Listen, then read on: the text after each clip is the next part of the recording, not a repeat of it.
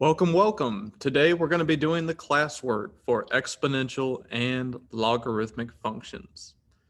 So the first thing I want to say about this is you have these two types of functions called exponential and logarithmic. And what we can do with those is we can find out a couple of things of those based on the graph. So what we're going to be doing is we're going to be doing parent functions, we're going to be doing transformations, domain, range, all types of asymptotes, and all the intercepts as well. So for this first one, I have f of x is equal to 1/2 to the x power. This is clearly an exponential function. So the parent function is going to be exponential. So I'm just going to write exponential. And if I wanted to write that as a formula, I would write it as y equals a to the x power.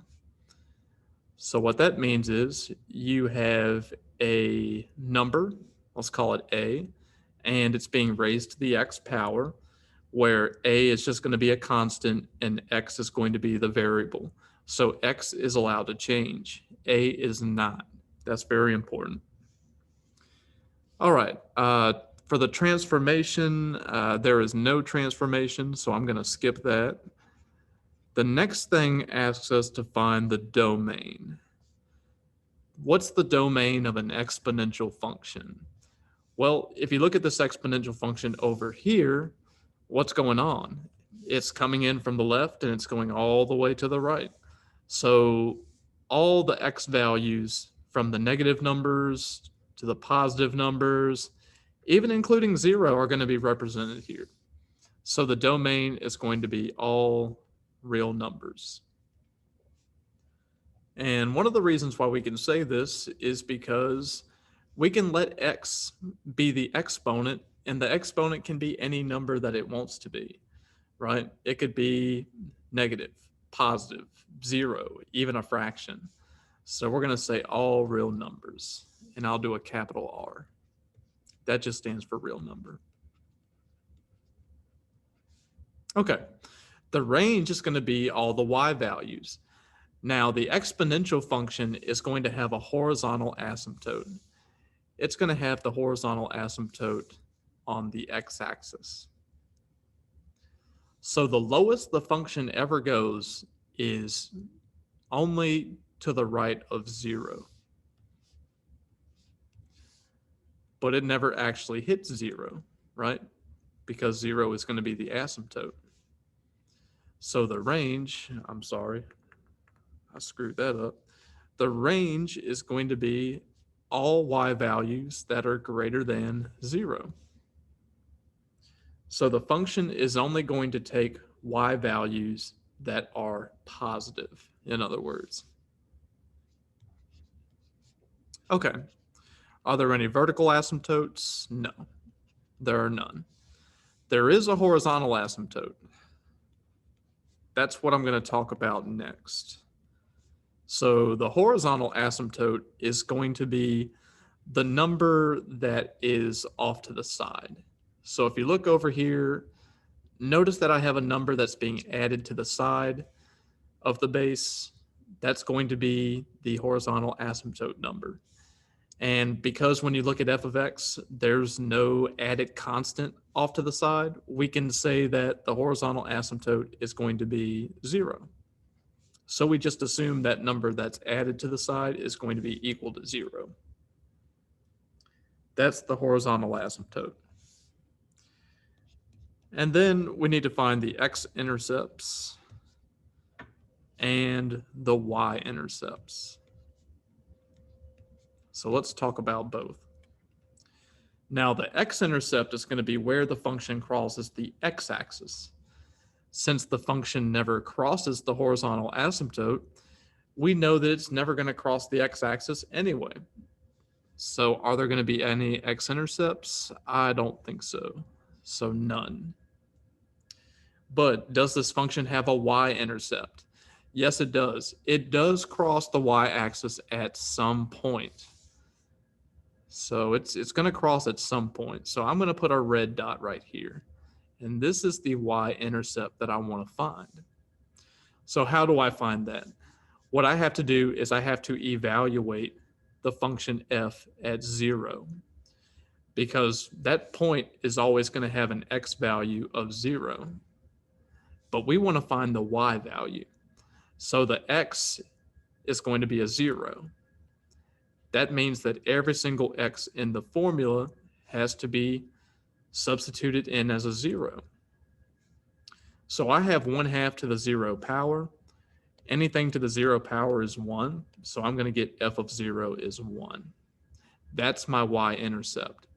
So when I write my ordered pair, I always put the x value first and the y value second. Well, the x value is 0. Remember, that's our input. But the y value that we get from that, our output is going to be 1. So that's going to be the point 0, 1. So I'll write it over here, 0, 1. Good. And I think that's all we had to find for that one. All right. So it's very important to remember that exponential functions are going to have horizontal asymptotes, but logarithmic functions are going to have vertical asymptotes. So that is a key difference between the two types of functions. Okay, let's try number 3.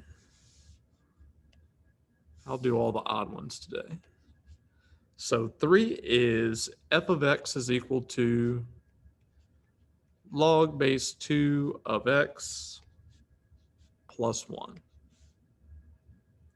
That's my function.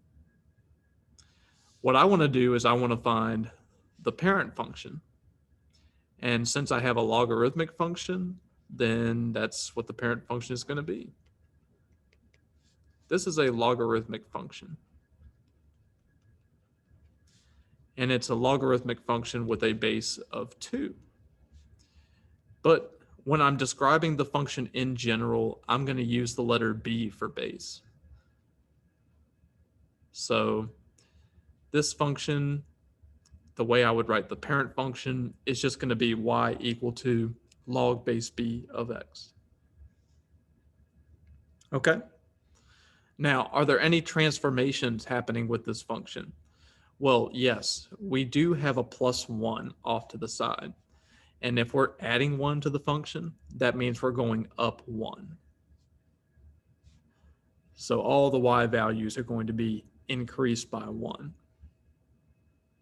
That means the graph is going to move up 1 on every single point.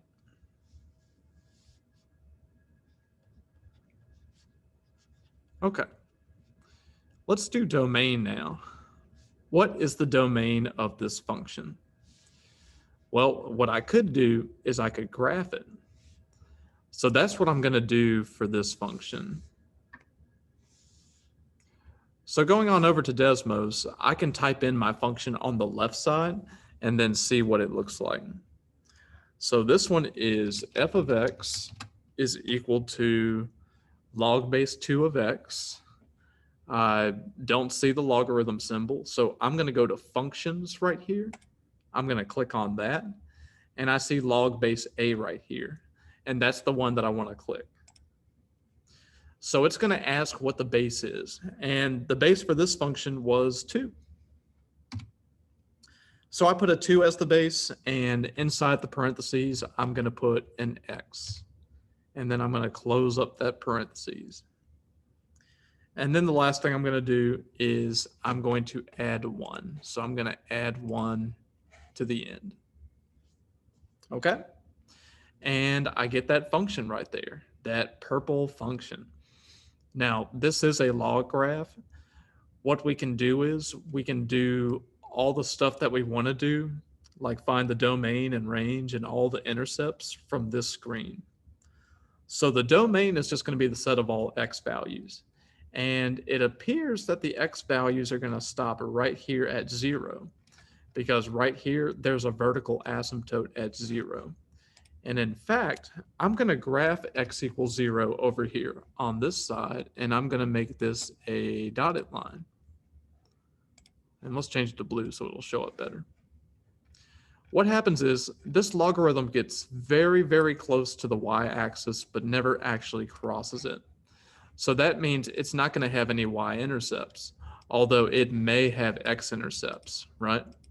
And that's going to come up later. So what's the domain going to be for this function? It's going to be for all x that are greater than 0. Because x is never actually going to be equal to 0. It can't be. There's an asymptote there. So that's the domain. The range is going to be the set of all y values. Okay, so going back to this function, we see that we have a vertical asymptote on the y-axis, but we can also see that the function is going to have a range of all real numbers. Why is that? It's because when I zoom out, the function is going to keep on going up, and the function is going to keep on going down as you get closer and closer to the y-axis. So the range is going to be all real numbers. The range is going to be all real numbers.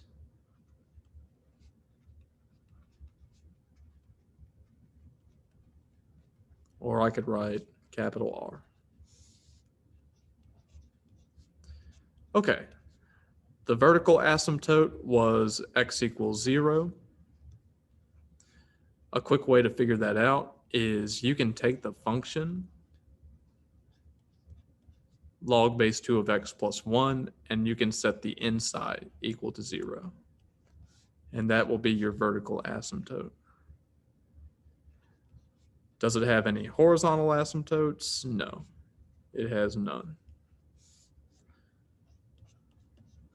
And then the last thing we want to find is the x-intercept and the y-intercept. And to do this, what I'm going to do is I'm going to go back to the graph. So let's take a look at that. Where does it cross the x-axis? 0.5, right? And that would just be 1/2. So that's going to be 1/2 comma 0. And the y-intercept is going to be where it crosses the y-axis, right? Where does it cross the y-axis? It doesn't, right? It's got that vertical asymptote, so it can't. So that means it never crosses the y-axis. That means that there's no y-intercept. So I'm going to write none for that. Okay, and that's all I have to find. So I hope that helps. I did the odds, so you can do the evens on your classwork. And I hope that helps you to kind of get a better view of what the exponential functions are going to look like and what the logarithmic functions are going to look like. All right, peace out.